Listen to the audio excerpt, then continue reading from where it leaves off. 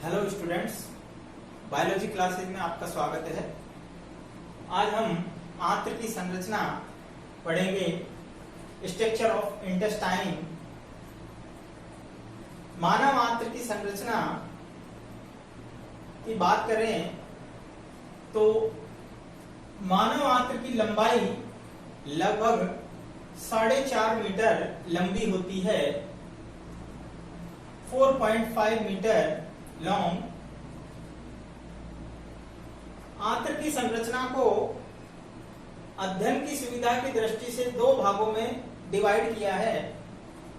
छोटी आंत्र small intestine, बड़ी आंत्र जिसको लार्ज इंटेस्टाइन कहते हैं। छोटी आंत्र की लंबाई लगभग 3 मीटर है, जबकि बड़ी आंत्र की लंबाई लगभग 1.5 मीटर है। यहां हम देखते हैं छोटी आंत्र की संरचना को 3 भागों में बांटा गया है। सबसे आगे वाला भाग ग्रहणी डियोडेनम कहलाता है, जिसकी लंबाई लगभग 25 सेंटीमीटर है, जबकि मध्य भाग अग्र क्षुद्रांत्र जिसे जेजुनम कहते हैं 1 मीटर लंबा होता है, जबकि सबसे पीछे वाला भाग क्षुद्रांत्र जिसे इलियम कहते हैं 1.75 मीटर लॉन्ग होता है, अर्थात लगभग 1.25 मीटर लंबी। इसकी स्थिति को हम इस चित्र के माध्यम से समझ सकते हैं कि यहाँ ये आमाशय से ये आंत्र इस प्रकार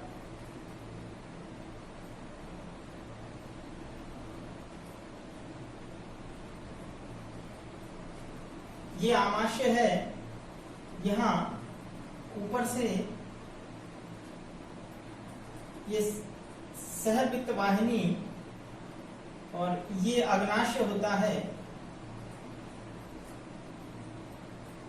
ये अग्नाशय वाहिनी और ये दोनों वाहिनियां यहाँ आकर मिल जाती हैं और ये ग्रहणी में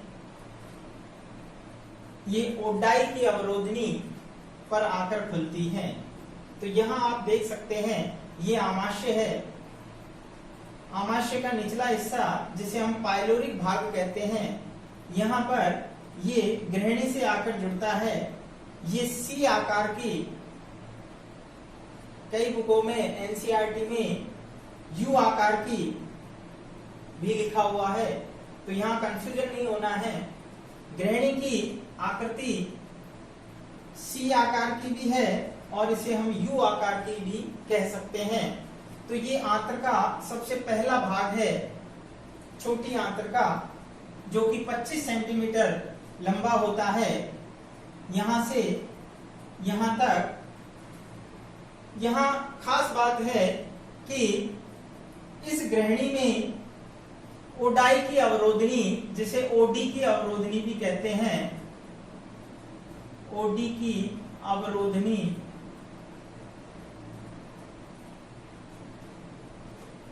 स्पिनेचर ऑफ ओडाई, अर्थात यहाँ ये अग्नाशय से आने वाली अग्नाशय वाहिनी, लीवर से आने वाली, ये लीवर है, लीवर से आने वाली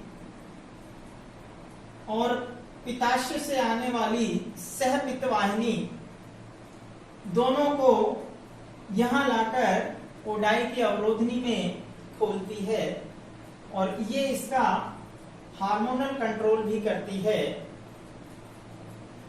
नेक्स्ट पार्ट की हम बात करते हैं, अग्र क्षुद्रांत्र। यह जेजुनम भी कहलाता है, अत्यधिक कुंडलित भाग है और 1 मीटर लंबा होता है।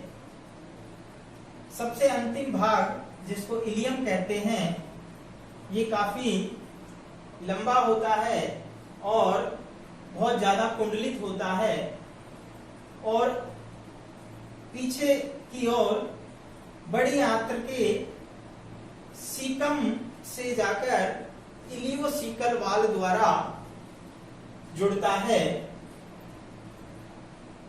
ठीक इसी प्रकार बड़ी आंत्र की हम बात करें तो वहां पर भी 3 भाग होते हैं।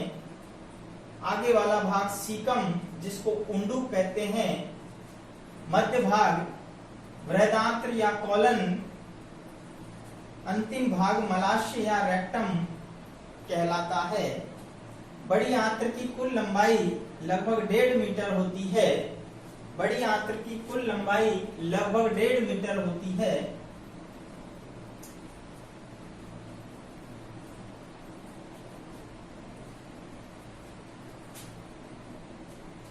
नेक्स्ट, आंत्र की औतिकी। तो अगला क्वेश्चन हमारा यहां से आता है कि आंत्र की औतिकी, हिस्टोलॉजी ऑफ इंटेस्टाइन।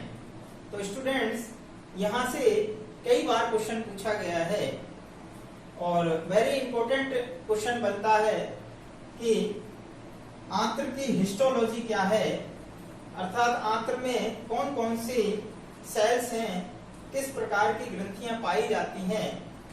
तो यहां से हम इस चित्र के माध्यम से समझेंगे कि आंत्र की जो अनुप्रस्थ काट है, जिसको हम वर्टिकल सेक्शन भी कह सकते हैं, उसमें हम देखते हैं, हमने आमाशय में भी देखा कि 4 स्तर होते हैं। सिरोसा स्तर, पेशी स्तर, अधश्लेष्मा जिसको सब म्यूकोसा, और सबसे आंतरिक स्तर म्यूकोसा स्तर होता है। यहां हम देखते हैं प्रमुख जो बिंदु हैं, सबसे पहला श्लेष्मा और अधश्लेष्मा, म्यूकोसा व सब म्यूकोसा स्तर वलित होता है, अर्थात अंदर की ओर से जब हम चलें, ये आंत्र का आंतरिक हिस्सा है। तो यहां से हम देखें तो सबसे अंदर वाला हिस्सा म्यूकोसा और सब म्यूकोसा होता है। ये वलन से मिलकर बने हैं, अर्थात वलित स्तर होते हैं जो आंत्र में फोल्ड होने से बनते हैं। और यहां लगभग 8 मिलीमीटर ऊंचाई के फोल्ड होते हैं, जिन्हें केयर करिंग के वलन कहते हैं। क्या कहते हैं? केयर करिंग के वलन कहते हैं। और इन केयर करिंग के वलन के ऊपर 1 मिलीमीटर लंबे, ध्यान रखना, केयर करिंग के वलन के ऊपर 1 मिलीमीटर लंबे रसांकुर, जो कि उंगली नुमा उभार होते हैं, इन्हें हम विल्लाई भी कहते हैं। यहां आप देख सकते हैं ये उंगली नुमा उभार पूरी आंत्र के अंदर होते हैं और इनको हम विल्लाई कहते हैं। दूसरे शब्दों में रसांकुर ये विल्लाई उंगली नुमा होते हैं और प्रत्येक की सतह पर अगर हम देखें, इसकी उपकला की बात करें, ये रसांकुर विल्लाई की उपकला है। और इस उपकला पर भी आप देखेंगे ये छोटे छोटे, बहुत छोटे सूक्ष्म, लगभग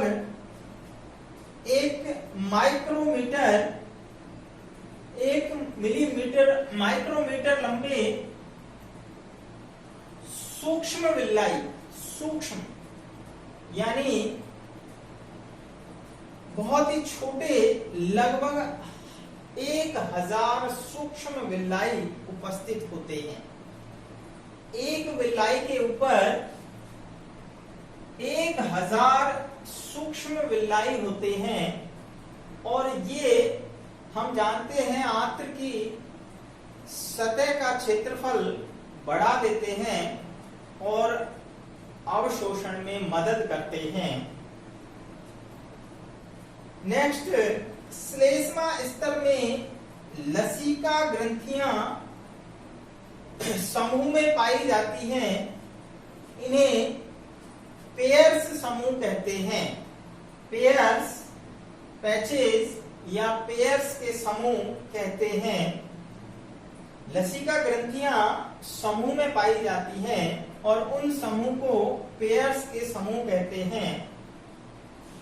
जबकि नलिकाकार आंत्र ग्रंथियां होती हैं जो दरारों में पाई जाती हैं, इन्हें लीवर कुंकी गर्तिकाएं कहते हैं। जो आंत्रीय ग्रंथियां होती हैं वो गर्तिकाओं में पाई जाती हैं, इन्हें लीवर कुंकी गर्तिकाएं कहते हैं। और इन गर्तिकाओं के अंदर स्टूडेंट्स ध्यान रखने की बात है, इन गर्तिकाओं के अंदर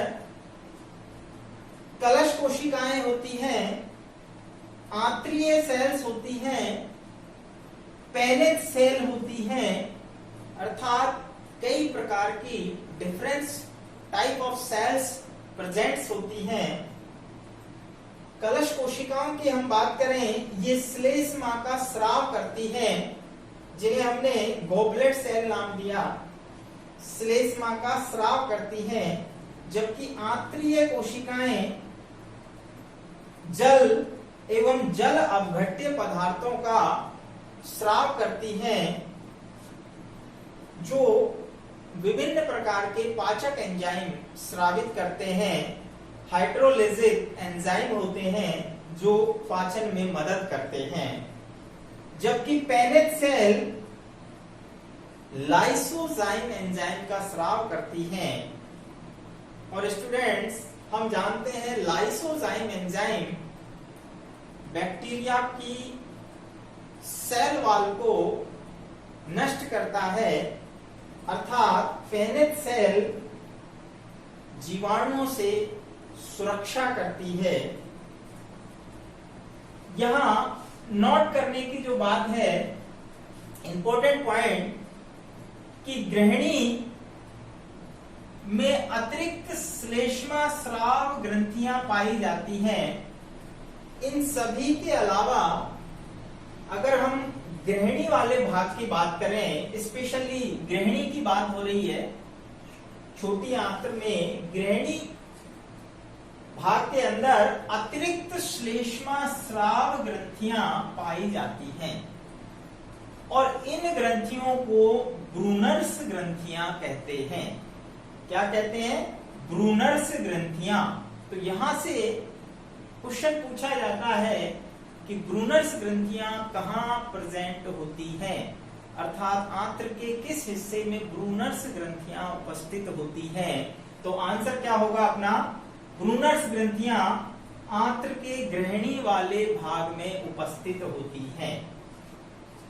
चित्र को एक बार फिर से समझते हैं और यहां हम देखते हैं सबसे बाहर वाला स्तर। जब हम आंत्र की औतिकी पढ़ रहे हैं तो हमने कहा कि सबसे बाहर वाला स्तर अगर इधर से चलें तो सिरोसा, उसके बाद पेशी स्तर, उसके बाद अधश्लेष्मा स्तर और सबसे आंतरिक स्तर हमने कहा श्लेष्मा, जिसे म्यूकोसा कहते हैं। तो एक बार फिर से अपन देखते हैं, सिरोसा स्तर जो कि तंतुमय होता है, पेरिटोनियम का बना होता है। पेशी स्तर जिसमें सर्कुलर यानी वर्तुल पेशियां और अनुदैर्घ्य पेशियां होती हैं। ये अनुदैर्घ्य पेशियां हैं जबकि ये वर्तुल पेशियां हैं। ये पेशियां आंत्र के और आमाशय में भी भोजन को मथने का कार्य करती हैं।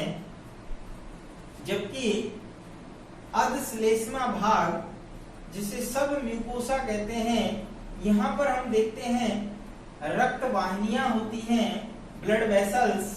ये देखिए ये रक्त वाहिनियां हैं और ये ऊपर तक श्लेष्मा वाले भाग में माइक्रोविल्लाई और विल्लाई तक जा रही हैं और साथ ही साथ छोटी छोटी रक्त केशिकाओं और लसिका केशिकाओं में बटी रहती हैं। लसिका केशिकाएं और रक्त केशिकाएं पूरे सूक्ष्मांकुर तक जाती हैं और रक्त को सप्लाई करती हैं। सबसे आंतरिक स्तर श्लेष्मा स्तर होता है जिसे म्यूकोसा कहते हैं। और यहाँ स्टूडेंट्स हमने पढ़ा विभिन्न प्रकार की सेल्स होती हैं। इस प्रकार ये आंतरिकी औतकी मैं समझता हूँ आपको अच्छी तरह समझ में आ गई होगी। फिर भी अगर कोई प्रॉब्लम हो तो आप कमेंट करके पूछ सकते हैं। वीडियो को आप बार बार देखिए, पॉज करके देखिए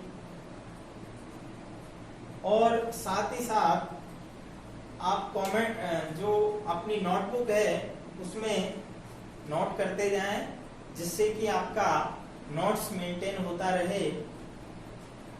नेक्स्ट हम लेंगे बड़ी आंतरिकी संरचना।